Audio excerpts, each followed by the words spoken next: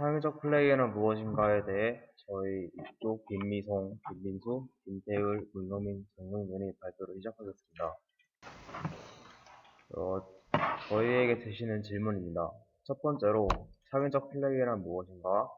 두 번째로 축구 경기에서의 창의적 플레이를 학습 활동에 응용한다면 어떠한 전략을 수립할 수 있겠는가라는 질문이 있었습니다. 그에 대한 저희 목차로는 첫 번째로 창의성이란 무엇인지에 대해 사전적인 정의를 내리고, 두 번째로 리오넬 메시라는 축구 선수의 플레이를 보고 어떤 플레이가 창의적인지를 보겠습니다.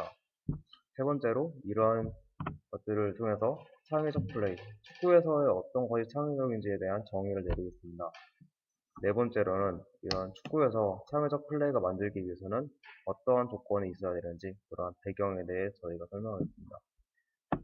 다섯 번째와 여섯 번째는 이렇게 축구에서의 창의적 플레이를 학습하기에 직접적으로 적용하는데, 이때 학습자의 입장과 교육자의 입장, 두 가지 입장에서에 대해 살펴보겠습니다. 먼저 첫 번째로 창의성이란 무엇인지에 대한 이야기입니다.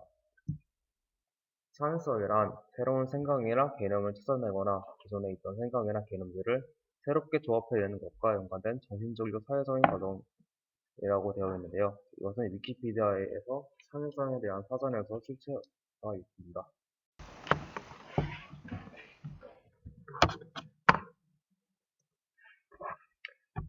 창의적인 축구 선수로 유명한 리오넬 메시의 플레이에 대해서 알 수 있는 창의적 플레이에 대해서 말씀드리겠습니다. 리오넬 메시의 플레이는 50경기 이상을 뛰고, 그리고 경기당 평균 한 번 이상의 슈팅을 시도한 866명의 선수들 중에서 9번째로 효율적인 슈터로 유명합니다. 그리고 개인 플레이에 의한 오픈 슈팅으로 23%의 득점을 했고, 모든 선수의 평균은 이게 아주 적은 0%밖에 되지 않습니다.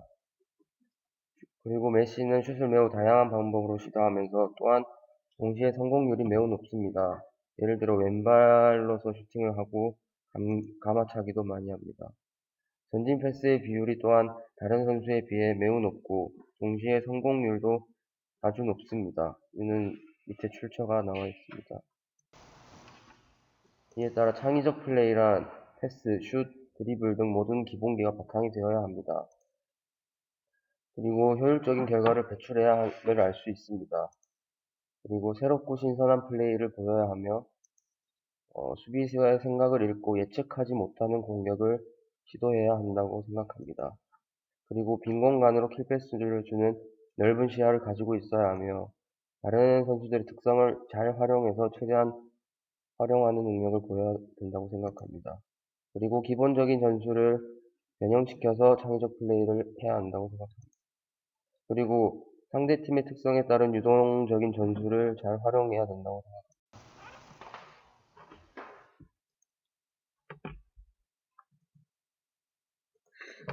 그럼 창의적 플레이를 만들기 위한 조건에 대해서 말씀드리겠습니다. 축구에서 각 선수가 발휘하는 창의성은 경기 환경, 개인 자원, 평가 주체로 구성됩니다.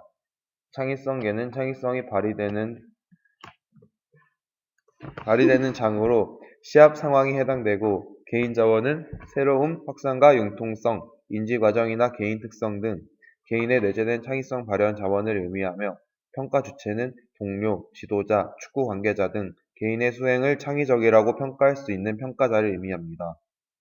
경기 환경은 축구라는 특수한 상황에 관련된 창의성의 문제로 팀의 전술 운용이나 채택한 시스템 등 선수 개인의 창의적 플레이를 촉진하는 동시에 억제하기도 하는 변수로 작용합니다. 이것은 논문, 보편성과 특수성 관점에서 본 축구 선수의 창의성에서 발췌하였습니다. 창의적인 플레이를 끌어내려면 최고 수준의 경쟁 리그를 만들어주는 일이 선행되어야 한다. 즉, 조직 자체를 최고 수준의 경쟁 조직으로 끌어올려야 한다는 뜻이다. 또 즉, 창의성을 발휘시키기 위해서는 그것을 발휘한 영역을 제대로 선택하여야 한다. 이것은 책 인문의 숲에서 경영을 만나다에서 발표하였습니다. 다음으로 창의적 플레이를 만들기 위한 조건에 대해서 말씀드리겠습니다. 이날 패스 훈련과 더불어 돋보인 점은 창의력 강화 연습. 구에노 기술 감독은 바르셀로나의 축구 플레이에 맞지 않는 부분만 지적할 뿐 선수 개개인의 스타일에 대해선 간섭하지 않았습니다. 그는 한국 유소년들은 팀플레이가 강하고 희생정신이 돋보인다면서도 전반적으로 경직돼 있고 창의력이 부족한 게 단점이라고 설명했습니다. 바르셀로나 코치들은 유소년 캠프에서 조력자 역할만 합니다. 획일적인 지시를 내리거나 특정 플레이를 강요하지 않았습니다. 어린 유망주들의 부모도 한 발짝 물러나 있어야 합니다. 부에노 기술감독은 어른들이 불필요하게 간섭하면 선수 개인의 장점을 살릴 수 없게 돼 리오넬 메시 같은 창의성 있는 선수가 나타나지 못한다고 설명했습니다.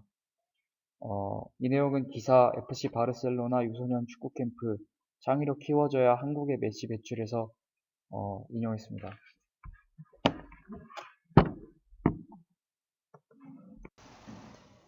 그럼 창의적 플레이를 학습 활동에 적용해 보겠습니다. 먼저 학습자는 기본적인 공부 방법을 알고 실천해야 합니다. 예를 들어 수업을 열심히 듣고 필기하거나 암기를 해야 합니다. 그 다음에 새로운 공부법을 통해 성적이 상승해야 합니다. 자신을 잘하는 것을 활용할 줄 알아야 하고 출제자의 의도도 파악할 줄 알아야 합니다. 과목별 특성에 맞는 공부를 할 줄 알아야 합니다. 중요한 내용을 알아차리는 능력도 필요합니다. 교육자는 학생들에게 기본적인 지식을 전달할 줄 알아야 합니다. 효율성을 따지지 말고 다양한 시도를 장려해야 합니다. 방향이 잘못되었을 때만 지적을 해야 합니다. 학생들의 개개인의 성향을 파악할 줄 알아야 합니다. 이상 6조였습니다.